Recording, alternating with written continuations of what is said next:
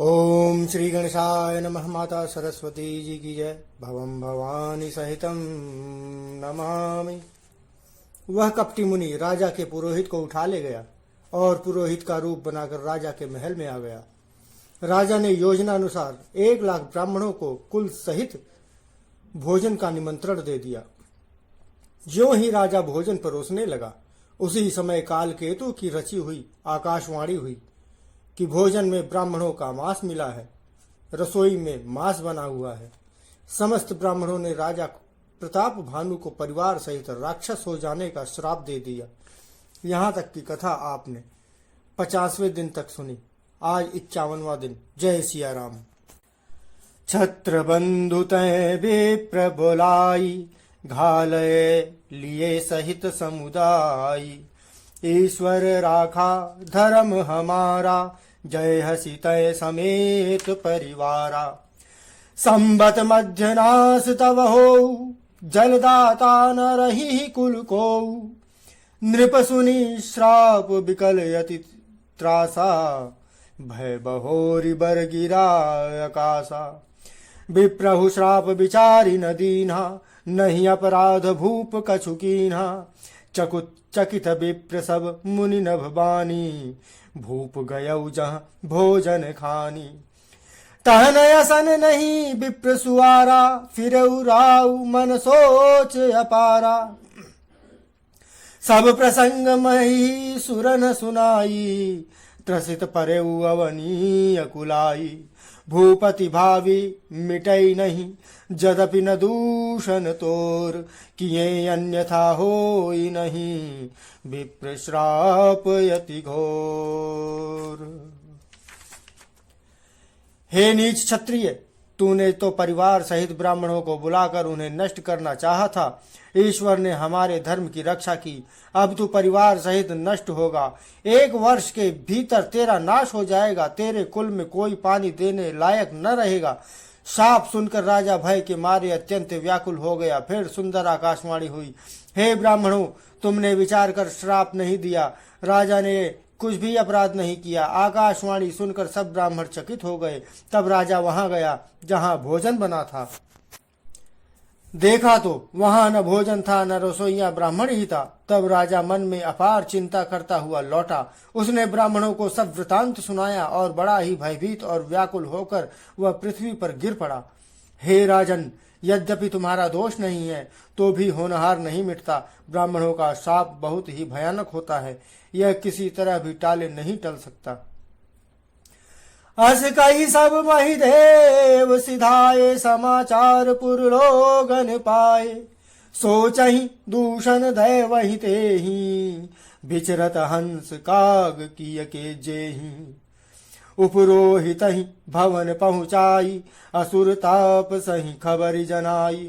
तेहि खल जहाँ तहाँ पत्र पठाए, सजी सजी सेन भूप सब धाये। घेरिन्हि नगर निशान बजाई, विविध भांति नित होई लड़ाई। जूझे सकल सुभट करी करनी, बंधु समेत परेउ नृप धरनी। सत्य केतु कुल को नहीं बाचा, विप्र श्राप किमि होई असाचा। ऋतु रिपुजिति सब नृप नगर बसाई, निजपुर गमने जय जसु पाई। भरद्वाज सुनु जाहि जब, होई विधाता बाम। धूरी मेरु सम जनक जम, ताहि बल ब्याल समदाम। ऐसा कहकर सब ब्राह्मण चले गए। नगरवासियों ने जब यह समाचार पाया तो वे चिंता करने लगे और विधाता को दोष देने लगे, जिसने हंस बनाते बनाते कौवा कर दिया। ऐसे पुण्यात्मा राजा को देवता बनाना चाहिए था तो राक्षस बना दिया। पुरोहित को उसके घर पहुंचाकर असुर कालकेतु ने कपटी तपस्वी को खबर दी। उस दुष्ट ने जहां तहां पत्र भेजे, जिससे सब वैरी राजा सेना सजा कर चढ़ दौड़े और उन्होंने डंका बजाकर नगर को घेर लिया। नित्य प्रति अनेक प्रकार से लड़ाई होने लगी। प्रताप भानु के सब योद्धा शूरवीरों की करनी करके रण में जूझ मरे। राजा भी भाई सहित खेत रहा, हार गया। सत्यकेतु के कुल में कोई नहीं बचा। ब्राह्मणों का शाप झूठा कैसे हो सकता था। शत्रु को जीत कर नगर को फिर से बसाकर सब राजा विजय और यश पाकर अपने अपने नगर को चले। याज्ञवल्क्य जी कहते हैं, हे भरद्वाज सुनो, विधाता जब जिसके विपरीत होते हैं तब उसके लिए धूल सुमेरु पर्वत के समान भारी और कुचल डालने वाली, पिता यम के समान काल रूप और रस्सी सांप के समान काट खाने वाली हो जाती है। काल पाई मुनि सुन सोई राजा, भयउ निशाचर सहित समाजा। 10 सिर ताहि 20 भुज डंडा, रावण नाम वीर बरिबंडा।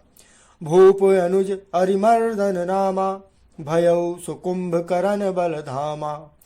सचिव जो रहा धर्म रुचि जासु, भयउ विमात्र बंधु लघु तासु।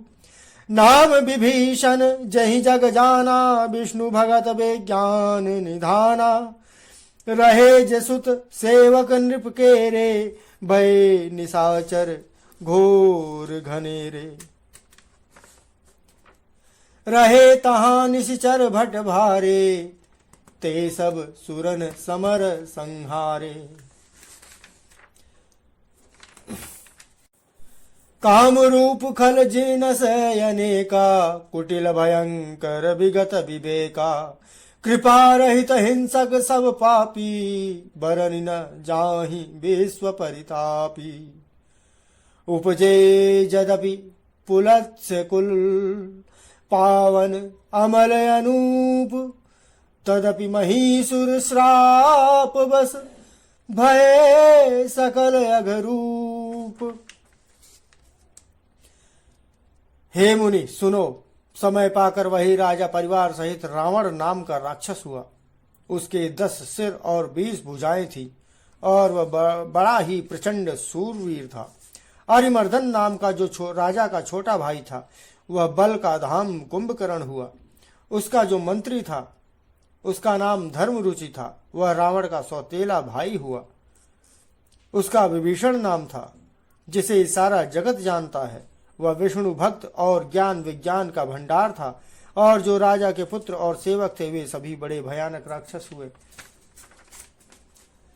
वे सब अनेकों जाति के मनमाना रूप धारण करने वाले दुष्ट, कुटिल, भयंकर, विवेक रहित, निर्दयी, हिंसक, पापी और संसार को दुख देने वाले हुए। उसका वर्णन नहीं हो सकता। यद्यपि वे पुलस्त्य ऋषि के पवित्र, निर्मल और अनुपम कुल में उत्पन्न हुए, तथापि ब्राह्मणों के शाप के कारण वे सब पाप रूप हो गए। यहाँ तक की कथा आपने 51वें दिन तक सुनी। आज इन पंक्तियों में हुई भूल चूक त्रुटियों अपराधों के लिए मैं सिया रामचंद्र जी से क्षमा मांगता हूँ। जय सिया राम। देवी पूज पद कमल तुम्हारे, सुर नर मुनि सब हो ही सुखारे। भवम भवानी सहितम नमामि। जय सिया राम।